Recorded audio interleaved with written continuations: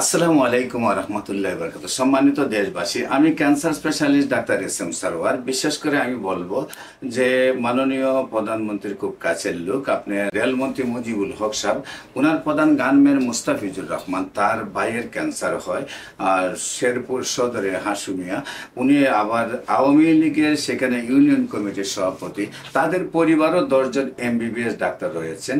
সেই হাসুমিয়ার ক্যান্সার হওয়ার পরে বাংলাদেশ, ইন্ডিয়া এবং সিঙ্গাপুরে চিকিৎসা করেও তিনি সুস্থ হন না। আমার কাছে যখন নিয়ে আসছেন, একেবারে দেখা গেছে তার সমস্ত মানে শরীরটা একেবারে ফুলে রয়েছে এবং 4-5 জনে ধরে নিয়ে আসছেন, একেবারেই মরণাপন্ন অবস্থা। আমি তার গায়ে দেখি যে একটি কাপড়ের কাপড় উনি নিয়ে আসছেন। আমি জিজ্ঞাসা করলাম এই সাদা কাপড়টি কি?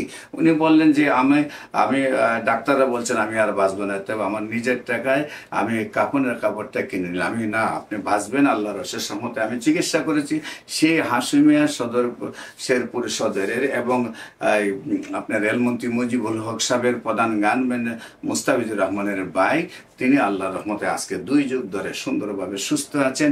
বিশেষ করে আমি বলবো, ক্যান্সার হলে আনসার নেই, সেই কথার কোনো ভিত্তি নেই। আপনারা ক্যান্সার হলে গণস্বাস্থ্য হোমিওর চিকিৎসা নিন, সুন্দরভাবে সুস্থ থাকুন। সবাইকে ধন্যবাদ। আসসালামু আলাইকুম ওয়া রাহমাতুল্লাহি ওয়া বারাকাতুহু।